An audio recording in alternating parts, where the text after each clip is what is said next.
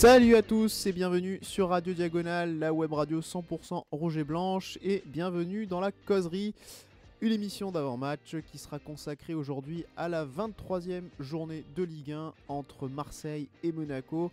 C'est une rencontre qui aura lieu ce dimanche soir à 21h. C'est le grand match Canal+, au stade Vélodrome. Et pour m'accompagner sur l'émission, je serai avec Rome. Salut Rome. Salut Damien.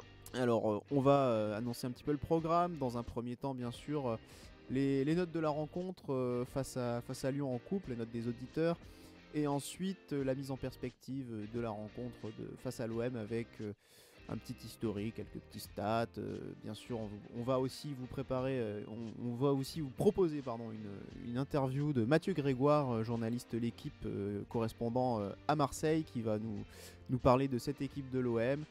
Et ensuite on va revenir sur le communiqué médical, ce qui peut laisser présager pour le groupe et éventuellement la composition qui pourrait être alignée par Leonardo Jardim. Voilà pour le programme. Donc on va attaquer Rome avec les notes directement, les notes de Lyon. Donc cette défaite 3-2 et élimination de la Coupe de France. Donc j'imagine assez peu de satisfaction et des notes assez basses. Des notes assez basses, oui, mais loin d'être les pires de l'année malgré tout. L'homme du match a été désigné, c'est Ronny Lopez, avec une moyenne de 5,77. Le podium étant complété par Stefan Jovetic avec 5,55 et Camille Glick avec 5,2. Le flop, par contre, vous étiez à peu près unanime sur lui, c'est Andrea Raggi, auteur d'une piètre prestation, qui a la moyenne de 2,61. Oui. Et la moyenne générale est à 4,49. Donc c'est... oui, une mauvaise moyenne générale, mais au final une moyenne qui est comparable à celle face à Nice lors du 2 partout. Est-ce que tu as celle de Sidibé ? Sidibé a une note relativement correcte, puisqu'il a eu 4,5. Ah ouais, donc les gens lui ont pas trop tenu rigueur de ses responsabilités sur 2 buts. Non, parce que c'est plutôt Fabinho après qui a eu 3,95, Falcao avec 4. Voilà, Benaglio pareil avec 4,5. Ouais, bon, Benaglio c'était un peu difficile aussi. Oui. Surtout qu'il est sorti à la mi-temps. Et alors, la première moyenne de Sedoussi. Et bien Sedoussi a eu 5,1. Ah, bon, bah c'est bien, il va tout de suite rentrer dans les meilleures moyennes de l'année, je crois. C'est ça. Bon, alors on va passer maintenant sur cette rencontre face à l'OM. Donc, on vous rappelle demain soir sur Canal+. Au niveau du classement, un petit peu du contexte, Rome, c'est déjà un match face à un concurrent direct pour la Ligue des Champions. C'est le premier point qu'on peut établir. C'est un match contre un concurrent direct, tout à fait. C'est le premier des 3 rencontres qu'on va avoir. Là, on va rejouer Lyon dans pas longtemps, et après, on rejouera pour la seconde fois Paris. Mais oui, c'est gros choc qui vient compléter un mois de janvier qu'on savait très chargé. Et ça monte en difficulté. Et là, c'est Marseille au Vélodrome, et un Marseille en grande forme. Et donc tu l'as dit, c'est la première équipe des concurrents, c'est-à-dire au niveau du calendrier, et surtout au niveau du classement. Là où on pouvait peut-être un peu moins s'attendre à ça, c'est de se retrouver derrière cette équipe-là, au niveau du classement, sur le plan comptable, avant de les jouer. C'est pas quelque chose auquel on s'attendait à ce moment-là, je pense. Le fait d'être 4ème, Marseille 3ème devant nous, c'est... Ouais, c'est surtout ça en fait auquel on pouvait un peu moins s'attendre. C'est pas tant la place de Marseille. Je sais qu'on en a, enfin, et on en parle toujours d'ailleurs en off régulièrement. Moi, Marseille, je les ai toujours mis 3e, donc je suis pas surpris de les voir à cette place-là. Le petit souci, c'est que c'est nous que je voyais second et pas 4e. Donc en ce sens, oui, c'est un peu surprenant. Après, on peut se rappeler en début de saison quand même, on leur avait mis une rouste monumentale. Donc c'est vrai que aussi par rapport à cette rencontre-là, c'est un peu bizarre de se dire qu'ils sont devant nous. Maintenant, le Marseille qu'on avait joué au mois d'août n'a plus rien à voir avec le Marseille actuel. Mm. Ouais, donc si on fait un petit récapitulatif du classement, Monaco est quatrième avec 46 points, Marseille devant avec 47 points et Lyon 48 points. Donc voilà, c'est quand même très serré, ça risque d'être serré peut-être jusqu'au bout.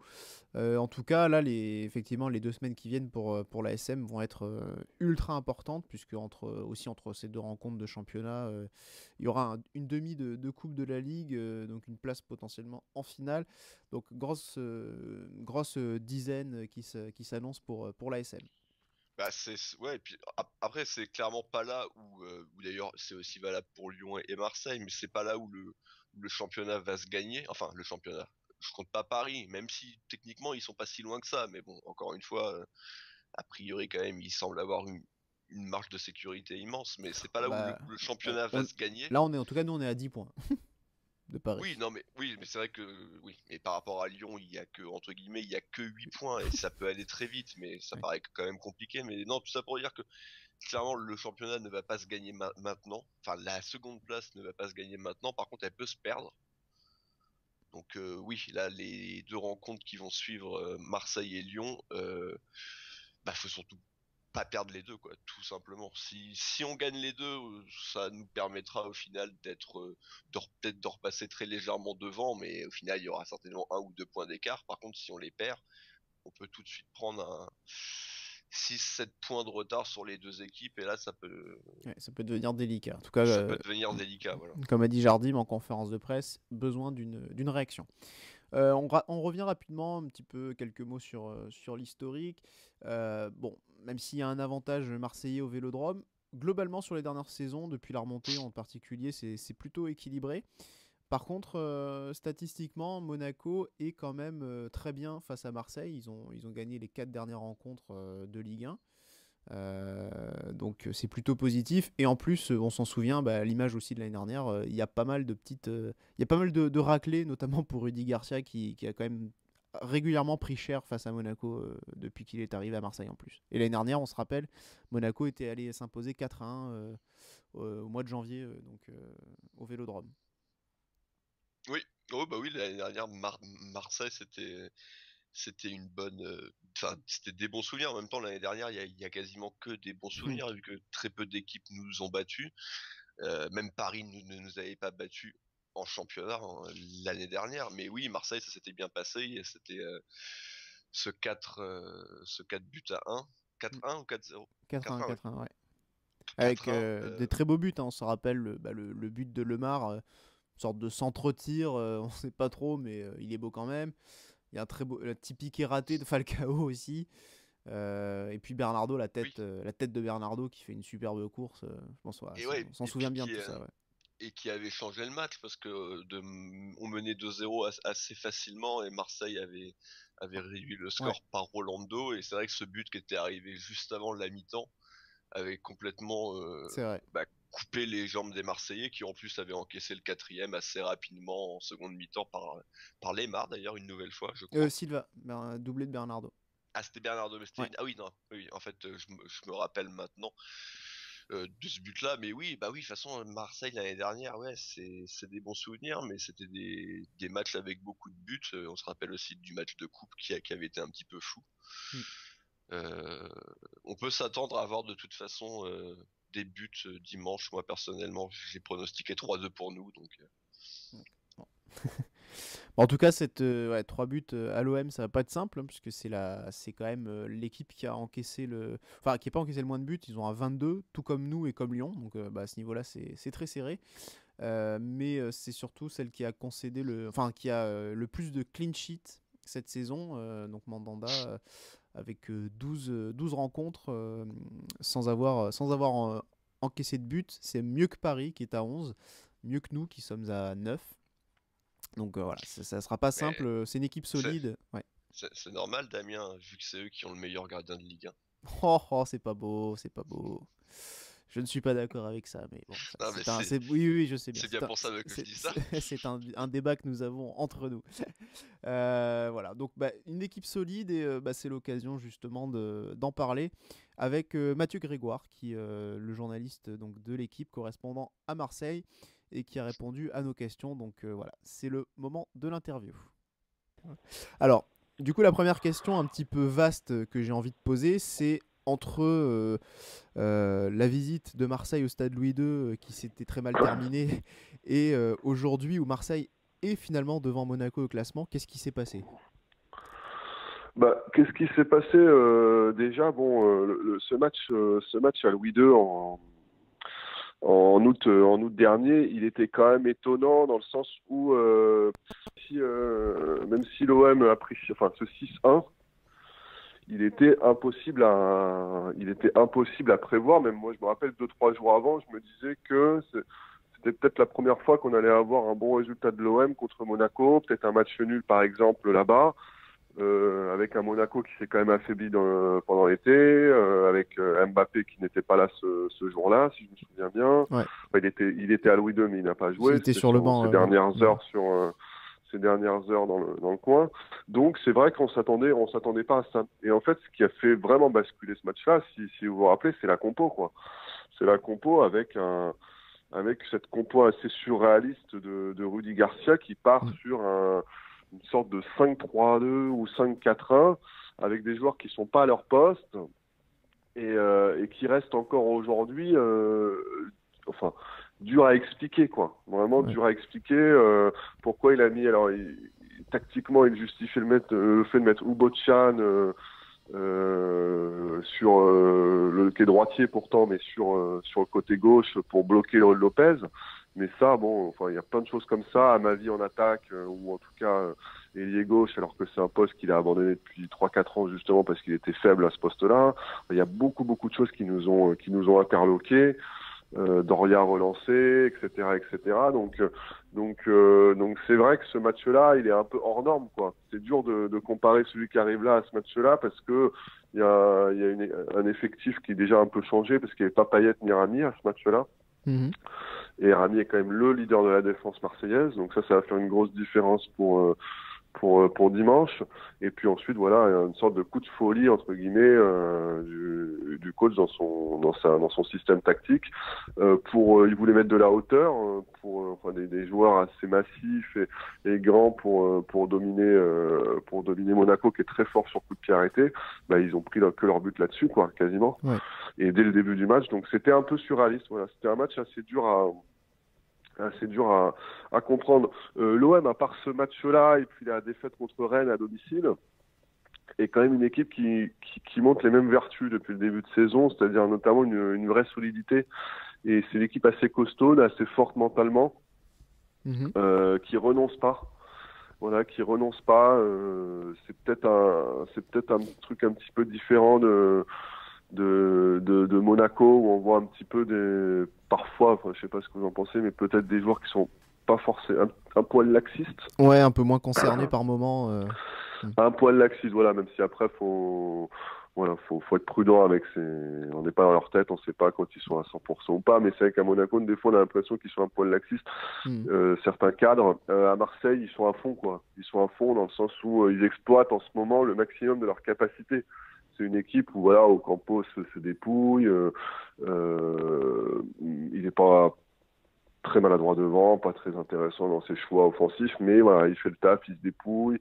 Luis Gustavo se dépouille, Rami se dépouille. Enfin, c'est des mecs qui vont aujourd'hui aux limites de leur possibilités, voire même de leur physique pour Rami qui a joué parfois blessé, qui a joué avec des grandes douleurs. Donc voilà, ils sont vraiment, ça c'est vraiment la caractéristique de ce Marseille-là avant un côté jeu ou quoi que ce soit.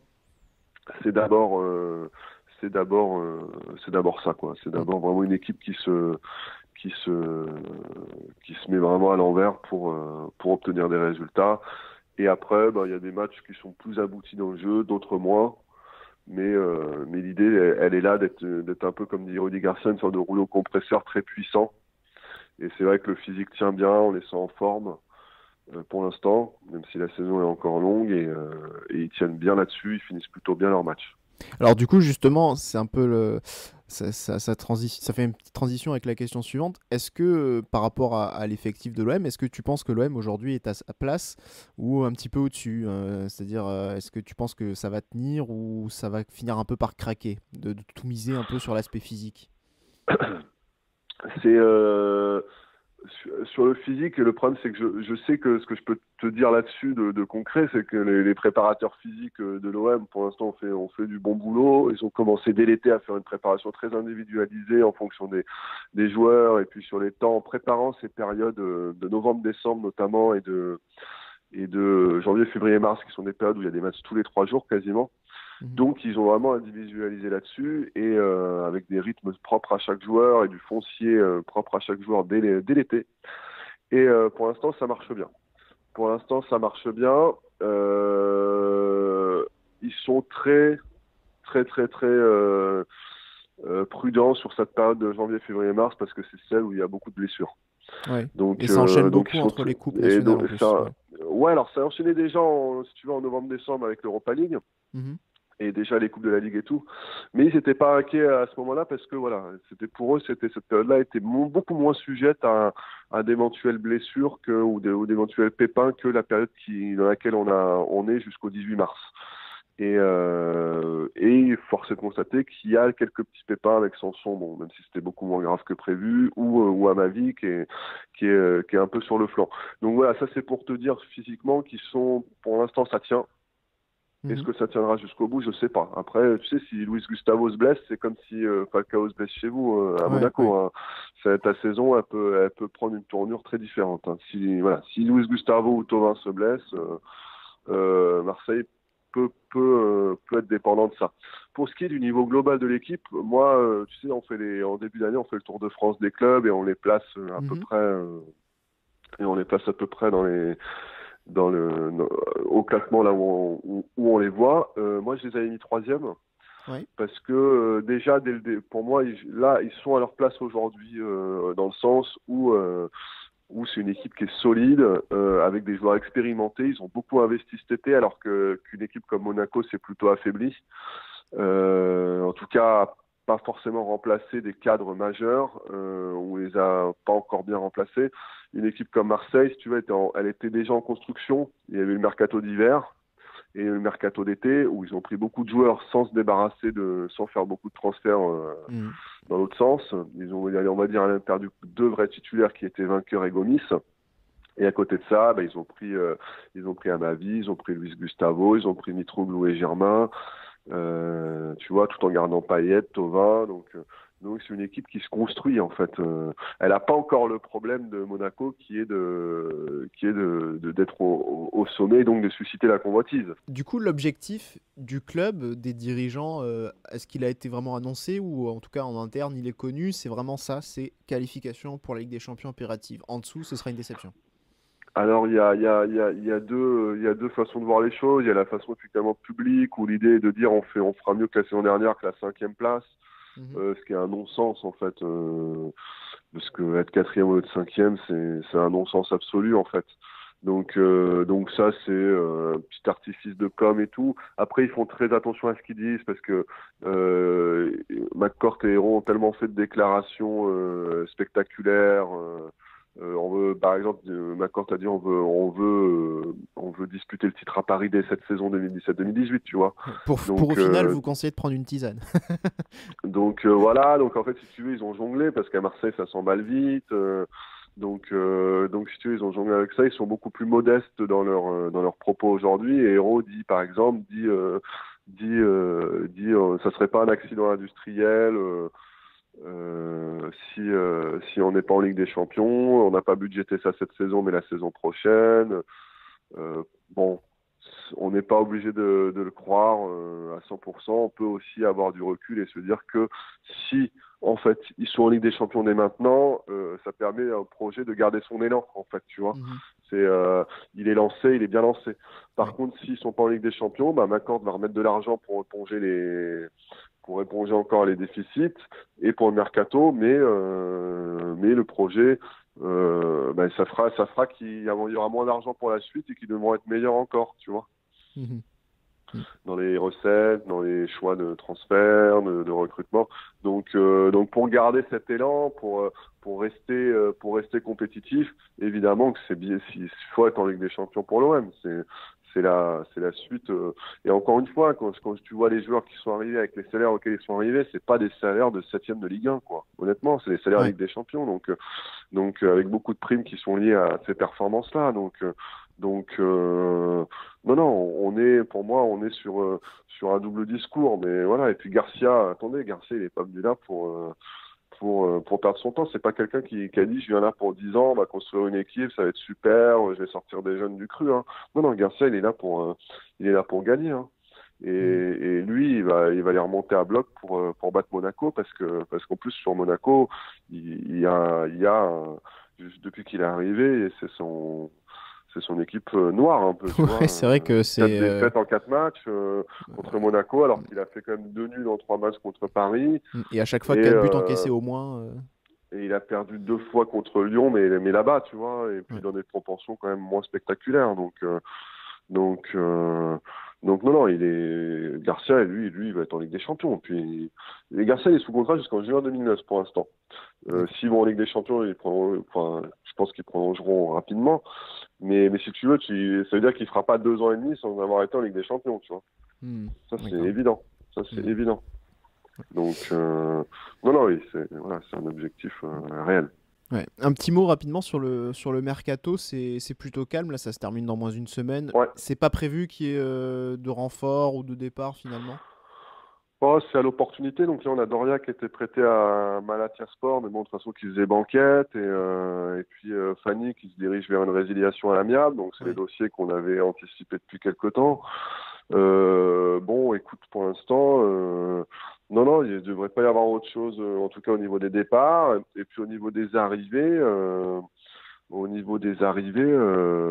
ça dépendra. S'il n'y a jamais une bonne opportunité, ils la prendront. Un joueur en prêt qu'ils peuvent avoir pour 6 mois, qui peut renforcer le milieu, ou un joueur qui... Ouais, Marseille fonctionne comme ça. Là, ils ont été un petit peu à la bataille sur Terrier, par exemple, tu vois, en se réveillant un peu tard, mais tu vois, ils sont un peu sur tous les fronts, quoi.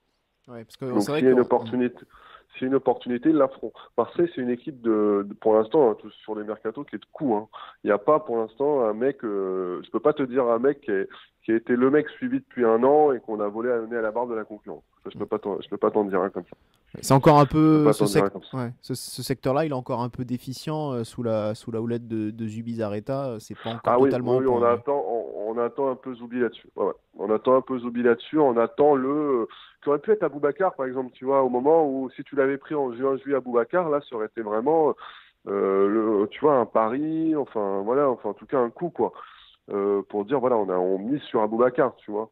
Mais pour l'instant, non, pour l'instant que ce soit Payet, Sertic, Evra, un peu Sanson, allez, voilà, peut-être un peu Sanson, tu vois. Mais bon, ils étaient là depuis 2 mois, donc on peut pas penser qu'ils avaient suivi depuis très longtemps. Que voilà, pareil, c'était une opportunité.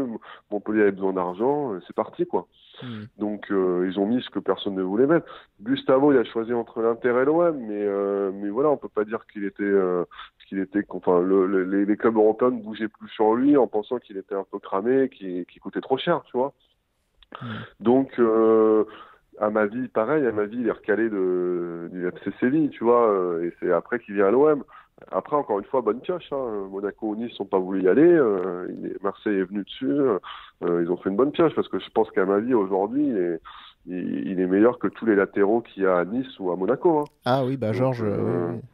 Donc Georges a quelques qualités techniques quand même, tu vois, mais il n'a pas cette rigueur défensive très Ligue 1, cette puissance qu'a Amavi, quoi. Amavi pour la Ligue 1, c'est parfait. Ça risque de se régaler dans son couloir là. Ça va être très compliqué, effectivement, parce que va falloir qu'il défende bien sur le couloir gauche, tout à fait, parce que le jeu marseillais penche à droite. Et effectivement, on le voit dès qu'une équipe propose un latéral de substitution. Alors, Georges est quand même, par rapport aux latéraux qu'a rencontré l'OM, est quand même du haut de gamme, hein, on va dire. Quand même. Mais pour te donner une idée, par exemple, à Rennes... Ah oui, d'accord. Non, mais c'est vrai. À Rennes, ils avaient mis Ben Sebaini, qui est un défenseur central, sur le côté de Thauvin. Après, à Nice, ils ont mis Malansar, qui est très dans la difficulté. Donc, tu vois, c'est... Après, c'est vrai qu'on attend encore... compliqué.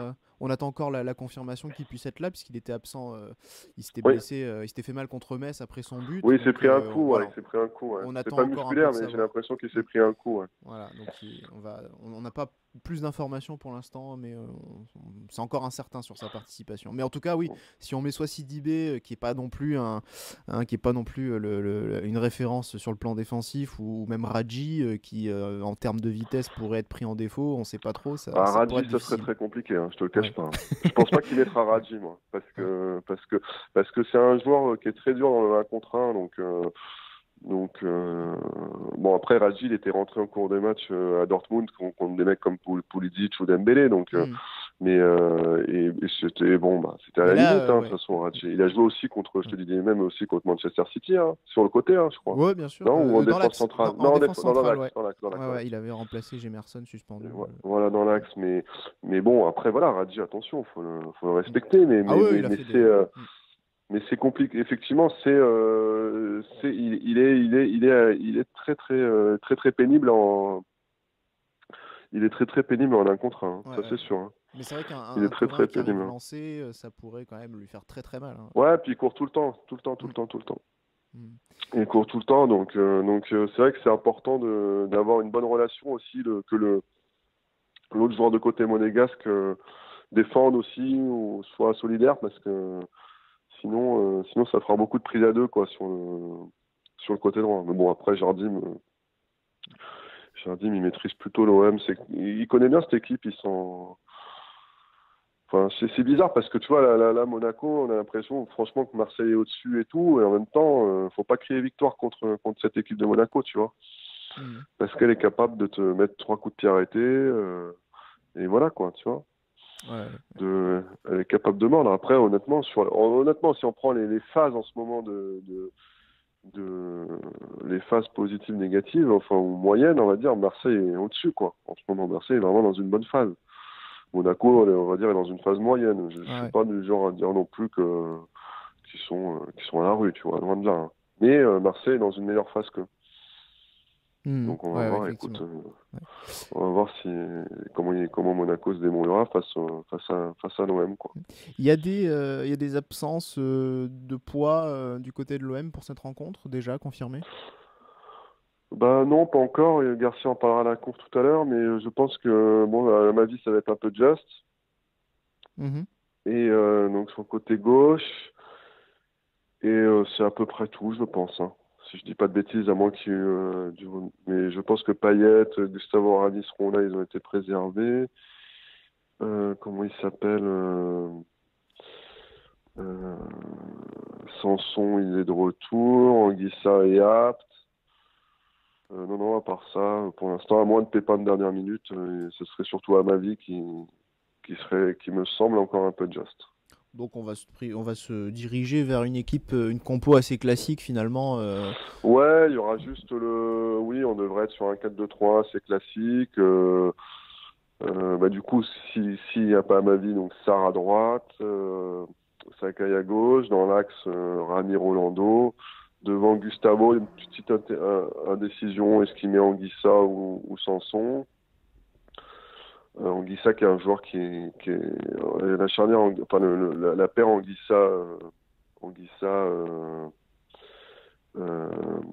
Gustavo, elle est très chiante à jouer, hein, parce qu'elle court tout le temps. Hein. Fabinho et Moutinho, il va falloir qu'ils courent, hein, parce que eux ils harcèlent tout le temps et tout. Anguissa, c'est un joueur d'ailleurs que Jardim aime bien. Parce qu'il y a un côté un peu, tu vois, Bakayoko, quoi. Vraiment tout le temps dans le duel, dans l'intensité, dans la course. Donc c'est un bon petit joueur. Donc Anguissa ou Sanson, et puis devant on devrait être sur du classique, Ocampos, Payet, Thauvin et Germain dans l'axe. Ok, ça marche. Bon Valère Germain face à son ancienne équipe, il va mieux quand même depuis quelques temps. Ouais, écoute, ça va, mais il a retrouvé de l'efficacité, donc c'est bien. C'est bien parce que c'est quelqu'un qui est toujours intéressant dans ses déplacements, ses efforts et tout, qui court, qui fait le pressing, qui se bouge. Et effectivement, qui a retrouvé une certaine efficacité avec 4 buts en décembre et puis là 2 buts en janvier, donc c'est bien. Non, c'est bien pour lui. Ok. Bah, en tout cas, merci Mathieu pour toutes ces informations. C'était très Mais sympa. je t'en prie. Voilà, bah, merci à toi encore et bah, passe une bonne journée et bon match. Ça marche, je t'en prie, bon courage les gars. Ciao, Merci, ciao. salut. Voilà, donc de cette interview un peu longue, assez complète quand même sur cet adversaire de l'Olympique de Marseille, et en tout cas très, très intéressante. Donc on remercie à nouveau Mathieu pour toute sa disponibilité. De notre côté, nous, Rome, on va passer au point médical, donc on va se concentrer maintenant sur l'ASM. Il y a eu plusieurs infos qui sont parues hier. La première, donc justement, en plus ça me permet de revenir par rapport à l'entretien où c'est vrai qu'on a à un moment donné évoqué le cas de Georges qui pourrait potentiellement se retrouver face à Thauvin. Bon, Georges, à ce moment-là, on n'avait pas encore l'information, mais il est toujours en soins. C'est le cas également d'Adama Diakabi. Donc, a priori, Rome, une absence pour eux à prévoir. Hein. Ouais, a priori une absence à prévoir. Alors dans l'absolu, c'est pas une nouvelle qui fait grand mal pour Georges, mais vu qu'on a personne derrière, qu'on n'a pas de vraie solution, que Ouais. la solution la plus plausible, elle s'appelle Sidibé, mais que Sidibé est quand même plus à l'aise de l'autre côté, et que qui dit mettre Sidibé à gauche veut dire mettre Touré à droite. Ouais.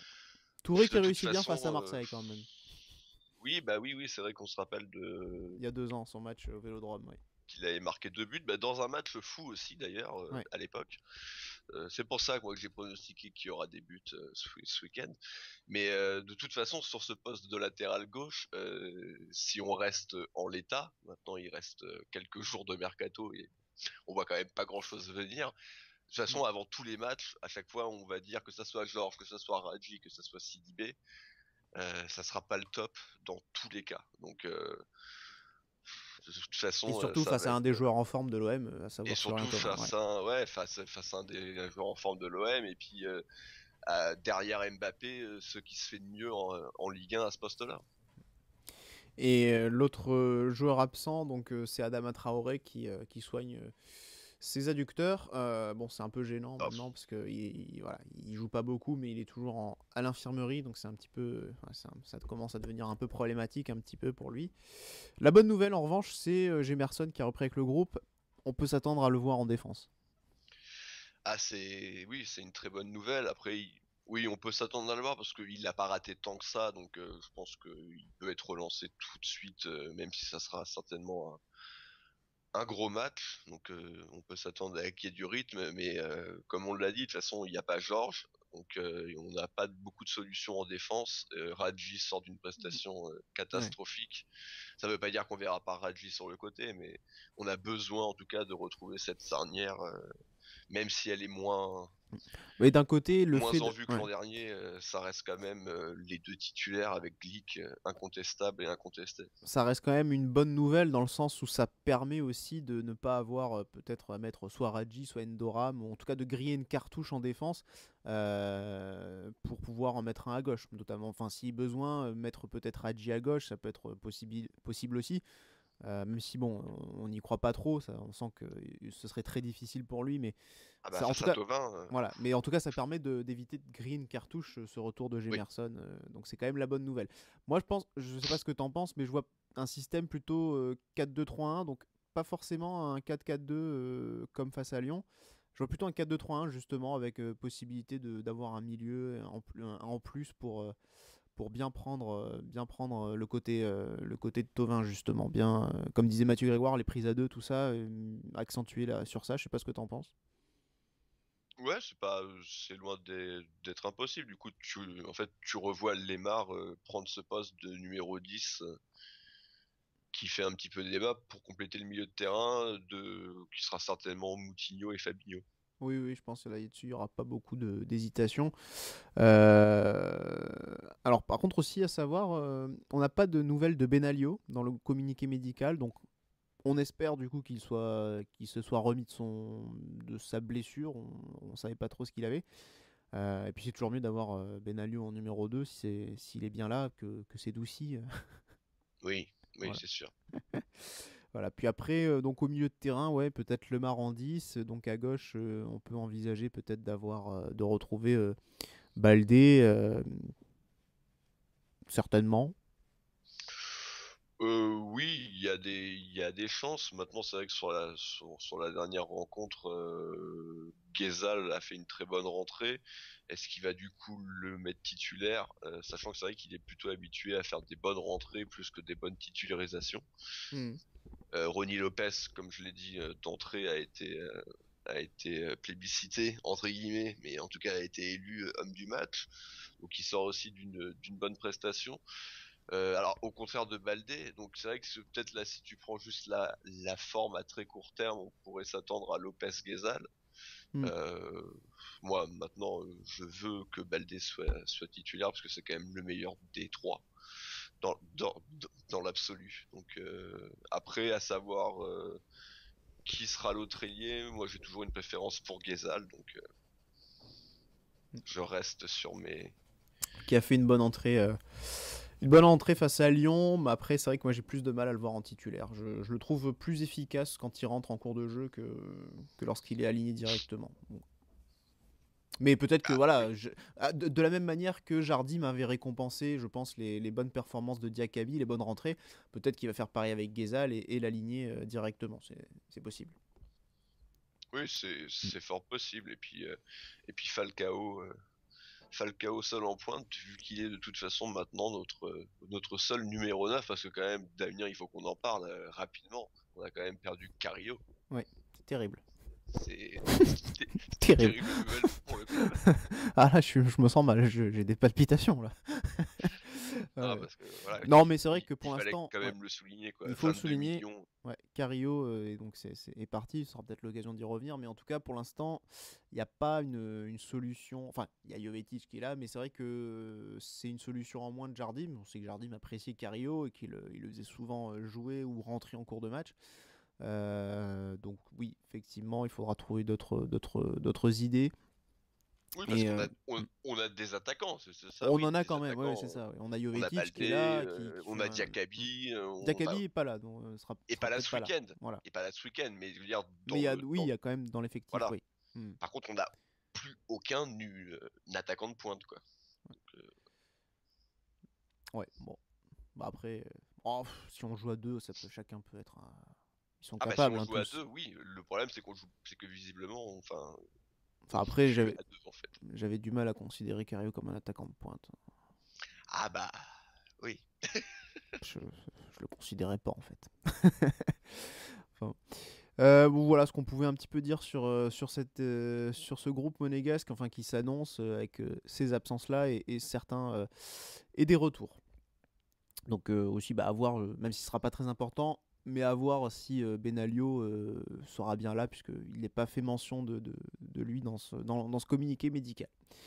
Un mot rapide sur l'arbitre de la rencontre, c'est Anthony Gauthier qui va arbitrer la rencontre. Donc il a déjà arbitré 3 fois l'ASM cette année. C'était à la 11e journée face à Bordeaux, c'était lors de la 16e journée face à Angers, et également plus récemment la 20e journée face à Montpellier. Donc voilà, on l'a eu quand même 2 fois déjà sur une période assez courte.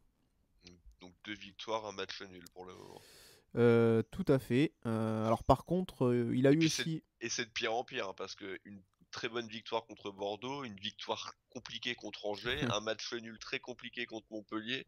Ça sent la défaite. Faudrait pas que ça continue comme ça, oui, voilà, c'est ça. Ouais, donc alors, pour aller dans ton sens, il a arbitré Marseille face à Rennes, où ils ont perdu. Il a arbitré Marseille face à Strasbourg, où ils ont fait match nul. Et comme la troisième, on va dire, la troisième c'est la bonne.